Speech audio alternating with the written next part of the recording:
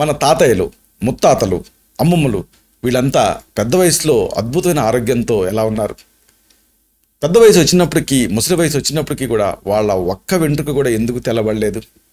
అలాగే ఆ ముదిమి వయసులో వాళ్ళ దంతాలు ఉక్కులాగా దృఢంగా ఎలా ఉన్నాయి? అన్నిటికీ మించి ఆ ముసలితనంలో కూడా వాళ్ళ చర్మం పసిపాపాల చర్మంలాగా అద్భుతమైనటువంటి బిగితో ఎందుకుందంటే వాళ్ళు మళ్ళాగా కాకుండా ముడి బియ్యం తిన్నారు. ఈ ముడి బియ్యంతో అద్భుతమైన ఆరోగ్య లాభాలు పొందొచ్చు. మనం అనుకునే ఈ life style disorders, sugar, cholesterol, BP ఇలాంటి వాటన్నిటికీ సమాధానం ఈ ముడి బియ్యం. అయితే ముడి బియ్యాన్ని ఎలా వాడుకోవాలి, ఏ మోతాదులో వాడుకోవాలి, ఏ పద్ధతిలో వాడుకోవాలి, ఇది ఈ వీడియోలో మనం వివరంగా తెలుసుకుందాం.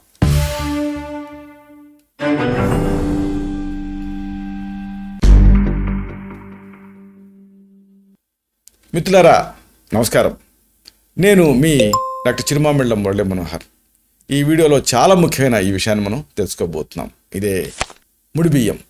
ఈ ముడి బియ్యంతో అనేక సమస్యలను పరిష్కరించుకోవచ్చు. షుగర్, కొలెస్ట్రాల్ లాంటి లైఫ్ స్టైల్ డిజార్డర్స్కి ఇదొక చక్కటి సమాధానం. దీన్ని మనం తెలుసుకుందాం. చూడండి, మన దక్షిణ భారతదేశంలో ప్రధానంగా మన తెలుగు రాష్ట్రాలలో సాధారణంగా అందరూ తినే ఆహారం ఏమిటి అంటే వరి, అన్నం. సాధారణంగా మనం దాంట్లో ఉండేటువంటి పోషక విలువల గురించి ఆలోచించాం. అంటే అన్నం అందంగా ఉందా, తెల్లగా ఉందా, విరవిరలాడుతూ కనపడుతూ ఉందా, ఇది మాత్రమే ఆలోచిస్తాం. అయితే కంటికి ఇంపుగా అన్నాన్ని తయారు చేస్తే దాంట్లో ఉండేటువంటి పోషక విలువలు అన్నీ పోతూ ఉంటాయి. ముడి బియ్యం అంటే దంపుడు బియ్యంతో వండిన అన్నం కంటికి ఇంపుగా ఉండదు. ఇక్కడ ముడి బియ్యం లేదా దంపుడు బియ్యం అంటే అర్థం ఏంటి అంటే వడ్లని రోల్లో వేసి రోకళ్ళతో దంచటం. ఇంకొక పదం వింటూ ఉంటాం, బ్రౌన్ రైస్. బ్రౌన్ రైస్ అనేది ముడి బియ్యం అవ్వాలని రూల్ లేదు. బ్రౌన్ రైస్ అంటే ఏంటంటే వడ్లని మర్రలలో ఒంటి పట్టు పడతారు. అప్పుడు దాంట్లో ఉండేటటువంటి పుట్టంతా పోతుంది, కాస్త రఫ్గా ఉంటుంది కాబట్టి దాన్ని బ్రౌన్ రైస్ అంటూ ఉంటారు. మొదటి ప్రాధాన్యత ముడి బియ్యానికి ఇవ్వాలి, దంపుడు బియ్యానికి. అది దొరకని పక్షంలో నెక్స్ట్ ప్రాధాన్యత ఈ బ్రౌన్ రైస్కి ఇవ్వాలి. ఇలా దీంతో వండినటువంటి అన్నం కంటికి ఇంపుగా కనపడదు, కానీ ఒంటికి మాత్రం ఖచ్చితంగా మంచిది. బియ్యాన్ని పాలిష్ చేసి ఆకర్షణీయంగా చేసే పద్ధతిలో దాంట్లో ఉండే జీవ పదార్థం, ఆరోగ్య రక్షణకి అవసరమైనటువంటి బి కాంప్లెక్స్ విటమిన్లు ఇవన్నీ తుడిచిపెట్టుకుపోతూ ఉంటాయి. అయితే పట్టణాలలో దంపుడు బియ్యం దొరకడం కష్టం. కానీ ఈ మధ్యకాలంలో ఆరోగ్య స్పృహ పెరిగిన తర్వాత ఆర్గానిక్ షాప్స్ ఇలాంటివి వచ్చాయి. వీటిలలో ప్రయత్నం చేస్తే మీకు హ్యాండ్ పౌండెడ్ రైస్ అంటే చేతులతోటి రోకళ్ళతో దంచిన బియ్యం దొరుకుతుంది. ఇన్ కేస్ మనుషులు ఒకవేళ దంచకపోయినా కానీ మెకనైజ్డ్గా దంచి చెరిగినటువంటి బియ్యం మీకు లభిస్తుంది. దీన్ని మీరు సంపాదించి దీన్ని వాడుకోవచ్చు. కొద్దిగా ఖరీదు, కానీ ఆరోగ్యరీత్యా మంచిది. అలాగే పాలిష్ చెయ్యని ఒకవేళ ఈ దంపుడు బియ్యం మీకు దొరకకపోతే గోధుమలు దొరుకుతున్నాయి. అంటే దీంతో బ్రౌన్ బ్రెడ్ ఇలాంటివి దొరుకుతున్నాయి. వీటిని వాడుకోవచ్చు, కొంతవరకు నయం. అయితే అసలైన విషయం ఏంటంటే ఈ బియ్యంలో ఉండేటటువంటి దంపుడు బియ్యంలో ఉండేటువంటి ఔషధ విలువలు. వీటిని తెలుసుకుంటే ఆశ్చర్యం వేస్తుంది, అరే అవునా అని అనిపిస్తుంది. కాబట్టి ఈ ఔషధ విలువలు తెలుసుకుందాం. ముందుగా మనం చెప్పుకోవాల్సింది క్యాన్సర్కి ప్రివెన్షన్ లాగా, క్యాన్సర్లో ఒక మంచి డైట్ లాగా ఈ బ్రౌన్ రైస్ లేదా ఈ దంపుడు బియ్యం ఉపయోగపడుతుంది. ఈ గోధుమ రంగు బియ్యంలో ఉండేటటువంటి సెలీనియం అనేది పెద్ద పేగుకి క్యాన్సర్ వచ్చే అవకాశాన్ని తగ్గిస్తుంది. బియ్యంలో పెద్ద మొత్తంలో ఉండేటటువంటి ఆ పీచు ఇలాంటివి జీర్ణవాహికలో క్యాన్సర్ కారక రసాయనాలని బయటికి పంపడానికి సహాయపడతాయి. ఈ రకంగా పెద్ద పేగు క్యాన్సర్స్ నుంచి ఈ దంపుడు బియ్యం అనేది కాపాడుతుంది. గోధుమ రంగులో ఉండేటటువంటి ఈ దంపుడు బియ్యంలో ఉండే ఆ ఫైటోన్యూట్రియంట్స్, ముఖ్యంగా లెగ్నాన్ అనేది రొమ్ము క్యాన్సర్, గుండె జబ్బులను అడ్డుకోవడానికి సహాయపడుతుంది. వయసు మళ్ళినటువంటి మహిళలపైన అనేక అధ్యయనాలు జరిగాయి. ఇలాంటి ఈ అధ్యయనాలలో ముడి బియ్యాన్ని తినటం వల్ల ఎంట్రోలాక్టోన్ అనే దాని స్థాయి పెరుగుతుందని, దీనివల్ల రొమ్ము క్యాన్సర్ వచ్చే అవకాశం తగ్గుతుందని తేలింది. ఇదొక అద్భుతమైన ఫ్యాసినేటింగ్ పాయింట్. అలాగే ఇంకొకటి, అధిక కొలెస్ట్రాల్, గుండె జబ్బులు ఇలాంటి వాటిని దీంతో ఎదుర్కోవచ్చు ఈ దంపుడు బియ్యంతో. ఈ ముడి బియ్యపు ఊక నుంచి మనకి దొరికేటటువంటి ఆ రైస్ బ్రాన్ ఆయిల్ కానీ ఇలాంటివి కొలెస్ట్రాల్ని తగ్గిస్తాయి.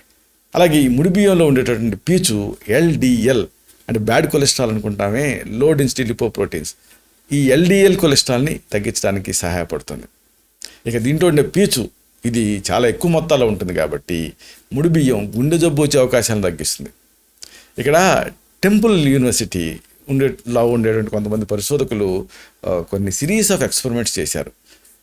ఆ ఎక్స్పెరిమెంట్స్లో వాళ్ళు తేల్చింది ఏంటంటే ముడి బియ్యం తినటం వల్ల రక్తపోటు తగ్గుతుంది, అంతేకాదు ధమనుల్లో కొవ్వు పెరిగిపోకుండా ఉంటుంది, అన్నిటికీ మించి గుండె జబ్బులు రాకుండా ఉంటాయని తేలింది. ఇదొక మంచి విషయం. అలాగే ఇక ముఖ్యంగా చెప్పుకోవాల్సింది దీని గురించి పీచు. దీంట్లో పీచు ఎక్కువ మొత్తాల్లో ఉంటుంది. ఇది ఆరోగ్యానికి ఒక మంచి బూస్ట్లా పనిచేస్తుంది.